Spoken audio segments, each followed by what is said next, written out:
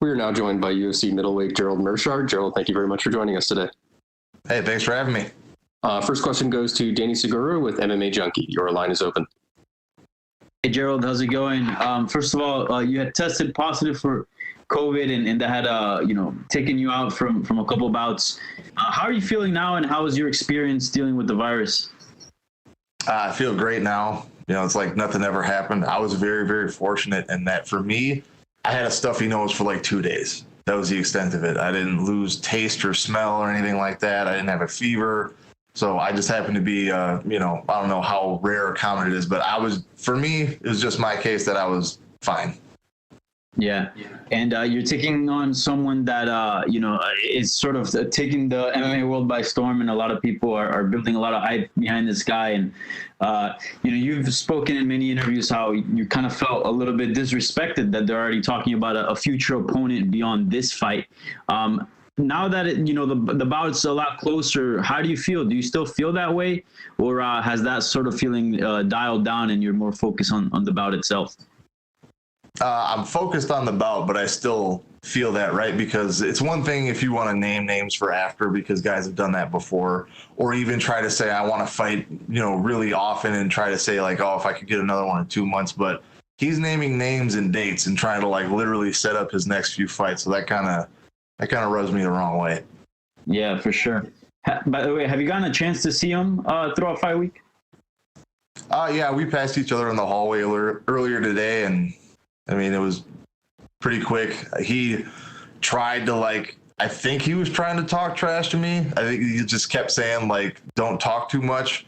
And I was kind of like, yeah, okay. Like, we're fighting Saturday, so we're not going to do anything now because I want to make money. I don't know what his deal is. And not only that, but I don't think it's like a very cool thing to like flex when you got, a bunch of your friends with you and stuff. Like, I had one guy with me, he had a bunch of guys with him, but it's like, dude, like, I get it. You don't have to like me. I don't have to like you, but let's just save it for the cage.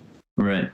And we've seen a lot of fighters, compete in two weight classes, right? Usually lightweight and welterweight, maybe light heavyweight and heavyweight, and different weight classes like that. But not often do we see a guy that goes back and forth between welterweight and middleweight. Now that you got to see him, through fight week, what do you make of his size? Like, do you see him as a middleweight?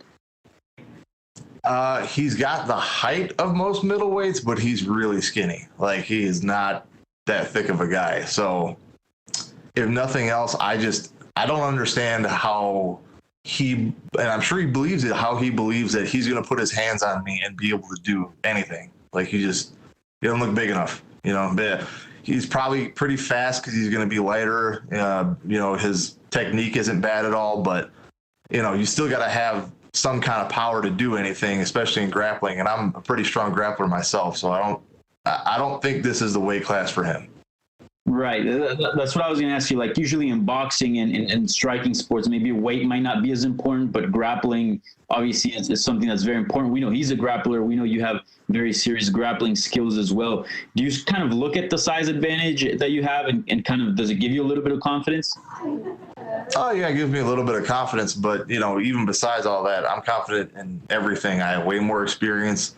I have way more options as to how I can finish the fight. And I think, he likes to talk about me talking a lot. Really, I haven't said anything bad about him. He's just angry for no reason. But for me, it's like, dude, you're looking past me. Like, you're the one that needs to, put some respect on my name and, acknowledge when you're fighting a guy that has 40 plus fights, might be more than a handful. For sure. And lastly, there's no doubt that he's looked impressive in his UFC run, but one fight was against a newcomer. The other guy had a losing record in the UFC. You're obviously a veteran. You've been around in the game a long time. You fought some of the best at 185. Do you feel like perhaps he's being a little bit too overhyped? Do you think like maybe those wins that he had at that impressive sort of start that he's had in the UFC is a little deceiving, given the fact that, the quality of his opponents? Oh, look, I've said it in many, many interviews. Do I think he's overhyped? For sure. However, you got a guy that, looks like another guy that's a champion, kind of talks like him and fights like him. And I think he probably got the record for like quickest turnaround, 2 victories in the UFC, right? So why wouldn't you push that guy, especially right now? Like, if I'm Dana White in the UFC, I'm doing the exact same thing. So I don't, blame him for that or anything. But what I do take issue with, again, is trying to put names and dates on paper before you have your first fight. So, like, for him trying to set all this other stuff up, and he's talking about other people, talking about the Diaz brothers, I'm only focused on him. So I think that's going to be the real issue that I have with him. For sure. All right, man. Well, best of luck this weekend. Looking forward to the fight. Thanks. We'll go next to Pablo Santamaria with Noti MMA Ecuador. Hi, Gerald. Can you hear me? Yeah, I can hear you. How are you? Good. How you doing, man? Everything's okay. Thanks for asking. The first thing I want to ask you is if you feel kind of disrespect because of him facing Demian Maia in a couple of weeks. Yeah, I took that as disrespectful. Yeah, I've said that in many interviews. I'm going to try to make him pay for that on September 19th. And who do you blame of that, Khamzat or the UFC? Well, I don't blame anybody. I think, they're trying to push a guy that's an undefeated young prospect. They want to get the most out of him. And I've said it before, I do the same thing, but, he just happened to stumble across the wrong guy to do that with. I get it. You already fought under these circumstances on UFC 250. There was any different on this training camp? It wasn't that much different from my other fights that were, just before this. So for me, I'm used to it. Okay, and what's your prediction for the fight? Well, I'd like to submit him and get the new record, but who knows? I just know I'm going to get a finish. Okay, thank you very much, Gerald, and good luck, Sept. We'll go next to Gabriel Gonzalez with Cageside Press. Hey, Gerald. I saw your interview with ESPN, and you said a line that stuck with me. You said, "You're never going to be the blue chip prospect, but you can be the miracle on ice. You can be Cinderella Man." When did you reach that point in your mindset? Because I think a lot of people would just be carrying not the chip, but the whole mountain on their shoulder with the circumstances of this fight. I pretty much had that mindset for a while now, right? Because it's been a long, long time since I've had, not that many losses. We're talking probably, I think 2010, I think I had 4 losses. At that point, maybe you could have considered me a prospect, but since then, I usually it goes my way, but sometimes it doesn't. When you fight that much, it happens. So I've always understood that, for me, it's going to be if I work hard enough and I really want it enough, people aren't going to look at me and expect me to be the next big thing. I got to go out there and prove it. How do you tune out a lot of the emotion? Because, it's very easy to get in there. You really just want to, I don't want to say get reckless, but you want to go out there and maybe just swing for the fences rather than execute a game plan just to do the damage because, they're double booking him and everything. How do you not let yourself fall into that? Experience. Age doesn't hurt either. Like I'm not old, but I'm not like a super young man either. And I've fought like 45 times, man. If I can't figure out how to keep my emotions in check now, it's not going to happen. It's no secret he's going to be looking to get this to the ground. How did you prepare for that? Do you bring in guys to prepare for him? What do you do? You always want to train to give a look of the guy that you're fighting, but remember, he's got to go where I'm most dangerous. I got 23 submission wins. I'm tied for the most submissions in the UFC. So if he wants to take me down and make the fight as hard as he possibly can for himself, I'm all about that. There's a lot of attention on him, but for yourself, what do you most want to show in this fight? I don't really care what I show. I just want to win. Got it. Thank you, Gerald. Thank you. We'll go next to Damon Martin with MMA Fighting. Your line is open.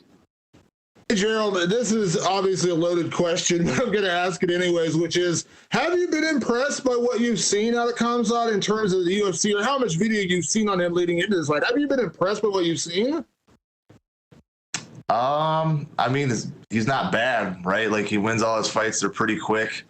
It's kind of hard to tell with someone who's that new because they don't give him any sort of resistance, right? All of his fights, he's looked great, but it's easy to look great against guys that either aren't good at what you do or that are way smaller than you and aren't good at what you do. You know what I mean? So most of his fights that I've seen, he's usually the bigger man. His one UFC fight, he did move up. He fought a guy who's, he's a slugger and, not much of a ground guy. So he had a big advantage there. So I wouldn't say he's impressive, but it's not like he's not a good fighter. And I expect him to be a good fighter. And, when you look at the matchup, on paper, he's the young guy, the undefeated guy, but he hasn't been tested. As you mentioned, most of his fights have kind of been blowouts. You've been to those wars. You've seen that. You understand what it's like to go through a loss and come back from that and get a big win. How much does that play a factor in this fight if he does get in those deep waters where he goes in the second round or the third round, or he goes for a submission, doesn't get it, or he starts gassing himself out with punches? Like, these are all things we really haven't seen from him yet. Right. I think it helps a lot. I mean, experience is going to play a big role. And I've been in situations where I've tried to go for stuff and it doesn't work, or I, lose part of a fight and then I come back. He's never had to handle that mentally. And as much as he can prepare himself for it, it's different when you're in there. You mentioned it earlier, the little fight week, I won't say altercation, but like the Russia, like when you had that kind of experience, like the mental warfare side of things, are you able to just kind of laugh that off? Do you just kind of like shake your head and say, why are we doing this on fight week? Because we've seen that a million times, and there are real head games. We've seen some guys absolutely get affected by it. Yeah, I don't really care. You know what I mean? Like I said, I don't think I've actually said anything like bad about him. So I don't know why he was so upset, or if he thinks that makes him look like a tough guy or whatever. But again, it's water off my back. I don't really care what he's going to say, because we have a contract in place that says on Saturday night, they're going to lock that cage door and we get to figure it out ourselves. And last question, Gerald. I know this is not to do with your fight, and I know you're a little biased in this question. The main event this weekend, Tyron Woodley against Colby Covington. Tyron's a training partner of yours, so I'm not going to ask you to pick against him, but can you kind of give us an idea? I know he wasn't in camp with you guys for this fight, but kind of give me an idea what you expect out of this fight, knowing Tyron like you do. I expect Colby to be left in a bloody pile in the middle of the cage. That's what I expect. Thanks, Gerald. Thank you. We'll take our final question from Jeffrey Harris with 411 Mania MMA. Hello, Gerald. Good afternoon. Thank you for the time. What's up? So this quarantine period is nutty enough as it is, but I'm just curious, what's it like to be training and fighting during a time like this, during this whole sort of COVID era? Does it give you something to focus on? More annoying. Okay. Well, but is it a good distraction to be fighting at a time like this? I'm just curious from your perspective.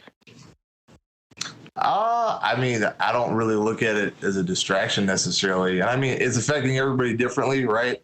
I live in a decently populated area, but I'm not like in New York or something where it got hit really hard. So for me, luckily, it hasn't affected me and my family too much. And I mean, outside of the normal regulations that everyone's following, there's been like, we had to shut down the gym for a little bit, but it hasn't been much of a difference for me. I don't know if you've seen the betting odds for this fight, but DraftKings has you at plus 360 and Khamzat at minus 500. Do you think that maybe puts more pressure on him and less on you for this fight? He probably doesn't gamble or understand what that is, so I doubt it. We've signed a contract. We know what numbers we're getting, to show up and win. So that doesn't really affect anything. Like, we all already know he's the big favorite. So I doubt that has any effect on him. They've probably groomed him up to this point to feel like he's unstoppable, like he should be that guy. So, if anything else, it's just going to make me laugh harder when all these bookies figure out that they were way off on those numbers. So I think this is your third fight this year, right? Would you want to make it a fourth time this year? Do you want to stay active for 2020? I mean, we'll see what happens after this fight. I'm not going to overlook anyone like my opponent. I'm going to go in there. I'm going to fight my hardest. And if I'm still healthy and hungry and I want to do it, then I'm all for it. If not, we're getting close to the end. I could probably sneak another one in December if everything goes according to plan, but who knows? We'll have to figure that out after the 19th. Thank you, Gerald, and good luck on this matchup. Thanks. All right, thank you very much, Gerald. You're all set.